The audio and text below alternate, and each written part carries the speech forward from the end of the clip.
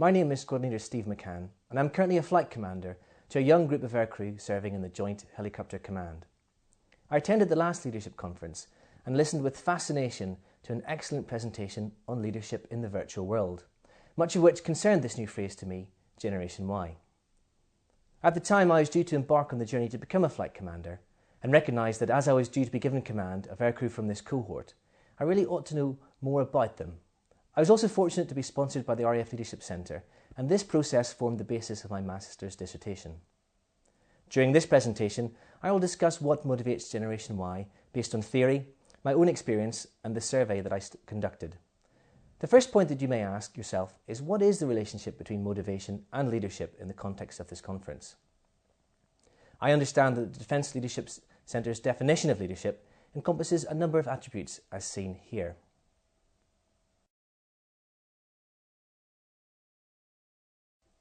However, in the definition of transforming, it discusses leadership which motivates others to do more than they originally intended and often more than they thought possible. For me, the issue of motivation is best described by Frederick Hertzberg. In a seminal article in the Harvard Business Review in 1968, he stated that motivation is a matter of who is motivated. Explained in the terms of a kick in the rear, he stated that it is the kicker who is motivated, the kicked is merely moved.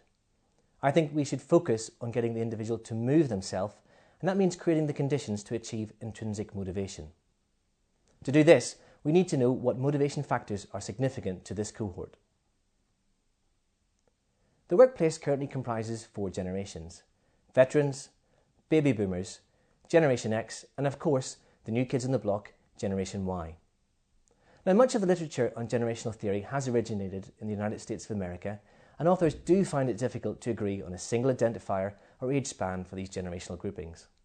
However, despite the lack of clarity surrounding the exact time frame, there is a generally agreed descriptive consensus regarding Generation Y. There are no hard stops or road signs when one generation stops and another starts, but it is important to remember that these cohorts are stereotypes, and whilst all humans are individuals, they are nevertheless touched by the same generational events. This helps to explain the unspoken assumptions below their attitudes. Now, critics of generational theory argue that it is scientifically basis, albeit a profitable tool for the HR consultancies who offer an insight into Generation Y. When I completed the research in 2010, Generation Y comprised 26% of the working population in the UK. Now, this figure will grow as the baby boomers begin to retire and leave the workplace. However, recent changes in the working environment will see a blurring of work and retirement. It is likely that older generations, albeit less so in the military, will have an impact on the workplace beyond their traditional retirement stage. Of course, it is true that every new generation is seen as a challenge to those established in their working practices. For them, the possibility of adapting to a new climate, be it economic or social, will be seen as a threat. An oft-quoted example is Generation Y's desire for social change. However, this could have been equally applied to the baby boomer generation in the late 1960s. Indeed, each generation believes that it has discovered the world afresh and that strong opinions for change are really nothing new. However, this generation will inherit our organisation, and they, like previous generations, will shape it accordingly. Now, whilst Generation Y might have high ambitions of tailored employment opportunities to suit their needs, they too are at the mercy of the external financial climate which will enable or inhibit their desires. Indeed, there is conflicting evidence regarding the value of salary. Much of the thinking on this generation highlights their desire for flexibility, choice, freedom to travel and corporate social responsibility. This was based on the fact that until the downturn, Generation Y had known only positive economic growth, enjoying their parents' affluence. However, recent studies show that they are now more interested in cash as a result of this downturn. Specifically, the value of cash in hand has been highlighted, with only 20% of a recent poll stating that a pension was very important to them. That said, this should be seen in the light of their relative age. Pensions are not seen as an important factor by many generations until much later in their careers. The financial squeeze, coupled with the lack of affordability in the housing market and the increase in student debt, has placed their high ambitions on hold. This situation is in stark contrast to previous generations. The baby boomers and Generation X will have enjoyed the benefits of affordable housing and free education, Modern students are more likely to have a higher level of debt upon leaving university. Current estimates from the National Union of Students places student debt at £23,000. This will rise once the impact of university tuition fees begins to bite. It is therefore unclear whether their opinions towards remuneration are entirely shaped by their experiences before the economic downturn. They could be merely adapting to a temporary change in the climate, but still hold the pre-downturn aspirations. But I personally think that this generation will always adapt to the situation as they see it. Generation Y has been raised with a supportive approach to their development. Now, this gives rise to their need for feedback and their attitude to work. Generation Y is prepared to do the dirty work as long as they understand the relationship between their work and the overall mission, but they will ask what they will receive in return. A behavioural psychologist, Vroom, theorised that behaviour will be instigated and directed according to the following factors. Firstly, they believe that it will lead to outcomes such as job performance. Secondly, they believe that the outcomes will be rewarded. And finally, that they actually value these rewards. This has been referred to as the valence instrumentality expectancy theory. Now, these factors are multiplied to give an overall motivational force. Should any one of the factors be low, the corresponding motivational force to undertake the action will be low. And this helps us understand why they're not prepared to do anything in exchange for vague, long-term promises about rewards that vest in the deep and distant future. It is this latter point which is likely to be the most important factor in determining their loyalty to an organisation. Previous generations valued loyalty. However, Generation Y has seen the impact of this on their parents, where the concept of a single company career based on mutual loyalty has been dashed in the new economy. Moreover, they will not display blind loyalty to an organisation, but focus on the short term and look to their managers to fulfil this need and leave if these expectations are not met. Now, this does not directly transfer to insights within the military, as service personnel do not have as much flexibility to leave within their employment contract. However, their tolerance for accepting undesirable situations might be consequently lower than for other generations in the military. Indeed, the psychological contract between the military and the service person is changing, viewed in the light of organisational and societal changes. This is being demonstrated through the current reduction in manpower and aspects such as a lack of continuance and the upholding of exit points. We no longer guarantee a job for life. Nor does this generation offer their services in perpetuity. The relationship is now much more transactional. Much has been said of their focus on now.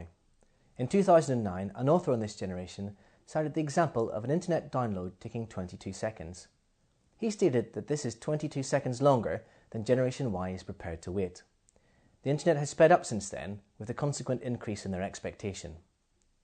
This generation has not had to wait, and the pace of change, and technological change in particular, has reinforced this.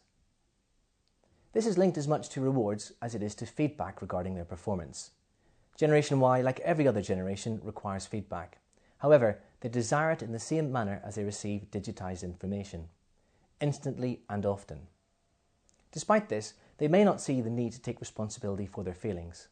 This is a consequence of the change in the approach of the educational system. Feedback is an important aspect of motivation theory, and this generation is no different in needing it. It is thus the frequency of such feedback that is the discriminating factor. This can be seen even within relationships, where the advent of Facebook has changed how we communicate, instant, often, and multifaceted. On the subject of technology, and Facebook in particular, one key aspect of this generation is the blurring of boundaries between work and personal life. We in the military have always had a closer relationship between work and our personal life as a result of the small communities within which we live and the communal aspect of our messes. However, technology is vastly changing this. It changes our communication paths, and there's a blurring of personal and official, public and private. Any flight commander will tell you of the challenge of preventing stray voltage from theatre. With instant mass communications, their feelings and thoughts, in work and about work, are readily accessible to those connected to them. Increasingly, this also includes their immediate hierarchy and subordinates. It is because this generation believes that their opinions are valued. They have been brought up in a supportive educational environment and a media which sells this message. They might appear less reverential in their approach towards institutions and the authority bestowed by them. But it is understandable when you realise that they have seen the systematic devaluation of institutions by the media, be it the church, the banks or the government. The advent of a fast-paced and all-encompassing media has exposed the human frailties in these organisations. Generation Y will question implied authority and they will seek a genuine truth.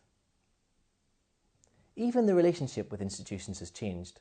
A baby boomer will probably recount the challenges of meeting a bank manager dressed smartly to be a sufficiently convincing candidate for a loan. Now, this organisation is faceless, and until the credit crunch, banks were selling their wares to us, often with the message, "Why wait?"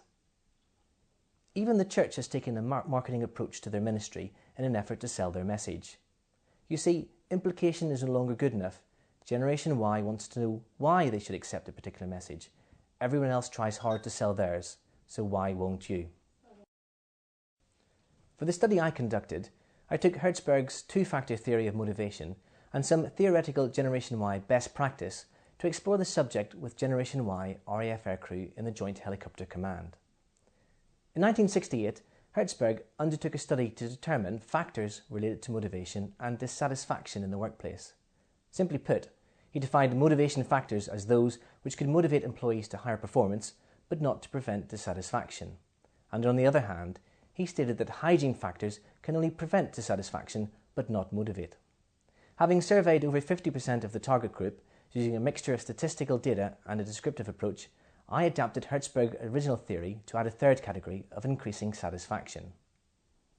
These findings are likely to apply to a generational grouping beyond Generation Y, and they do chime with my own needs, but they form a useful framework to discuss how well motivated they are. I will take each element in turn.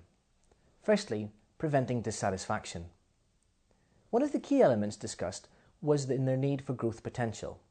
That is, the opportunity to develop and to progress. While similar to the satisfaction factor of advancement, it is important that the possibility exists. Viewed in the light of the current reduction in promotion opportunities and the focus on a single mission for the SH Force in particular, there was a feeling that the potential to grow did not exist, be it on the ground or in developing as a rounded aviator. This is an experience which has been enjoyed by many previous generations. They understand what they could be, they know our history and heritage, and they seek similar opportunities. I'm sure that you can also relate to this if you imagine the possibility of not seeing a path for your own development. Recognition for achievement has already been seen through their need for feedback. They, like other cohorts, need praise, but their flight commanders should be aware of how they wish this to be delivered. Personal life featured highly in the discussions I had with them. The RAF understands this. However, with the blurring of the boundaries between work and personal life, the scope of personal life is much greater. It is now more important that they enjoy work. Personal life is linked to the job demands resources model. Should there be what is called a work-home conflict, it increases the job demands, and according to the model, if the demands exceed the resources, exhaustion or burnout will occur, and this leads to disengagement. Therefore, it is an important factor of the model and also vital to Generation Y RAF Aircrew. Indeed, when given the opportunity to discuss their feelings in the free text section of the questionnaire I had created, one respondent's experiences of the pressure that operations was putting on his family very much mirrored this model. The military must endeavour to bolster the resources manifest in social support. This should be achieved by preventing dissatisfaction also in those providing the support to Generation Y. Interpersonal relationships, the need for teamwork and to belong is an important factor for Generation Y. The RAF is built on a strong ethos of teamwork and inclusivity. Generation Y aircrew are likely to create strong friendships with their work colleagues. These will be long-lasting due to the nature of employment. Likewise, they will be galvanised through difficult times and shared experiences. However, for Generation Y, the likely variable will be in the relationship with the superiors. They will find that their superiors move every 2 years, whilst their peers and friends remain more constant. To link this with the best practice management, it is therefore important that they respect their senior officer and that this person knows what motivates them. They also want to be listened to by them. This reflects the approach they have seen since their education, that of the individual approach. The role of the flight commander has never been more important. Finally, they will be frustrated if they do not understand the policies that they must serve or the means of administration. be it the wearing of berets in a war zone or their frustration at the seemingly antiquated IT systems we employ. They will question why. In their opinion, they can do it quicker and easier their own way. To increase their satisfaction, they must be given responsibility.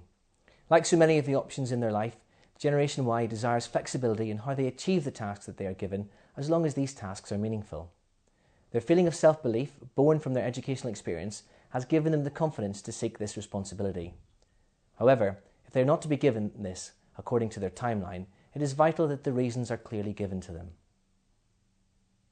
Advancement relates to their fulfilling the potential that exists and progressing professionally, no different from my generation or for Generation Y. Having prevented dissatisfaction and improved their lot, the next factors will motivate them. Some will seek increased status as a motivator, and this is no different from many other generations too. However, they relish achievement and are keen to share this with their friends as readily as they are to share their feelings of dissatisfaction. Generation Y will feel a real buzz when they get things done, and this rubs off on those working around them. The most important aspect from the study about which motivates Generation Y is the job itself. Specifically, a job that is challenging, interesting and varied. They seek a job that really matters and the opportunity to make a difference. Give them a challenge and they will rise to it, for this is what they want. However, whilst Afghanistan is challenging, the focus on this operation and the lack of variety on subsequent deployments was a topic that they raised with me frequently. I think the challenge really is at the heart of Generation Y. Right now, they are rising to meet this tremendous task and operating in a demanding operational environment not seen in recent generations. Without doubt, they are delivering to a very high degree. In return, they ask that their leaders and superiors acknowledge this fact and ensure that what they are doing is for the right reasons. They must take time to explain this to them and also listen to their concerns. Really, they are no different in wishing for this than from any other generation that has served in the RAF. However, I think that the key difference is that their experiences has given them the confidence to ask for what they want and the self-belief to be blunt when they do not get it. The future is safe in Generation Y's hands. They will inherit the future of our organisation. However, they might just demand more of us before they get there.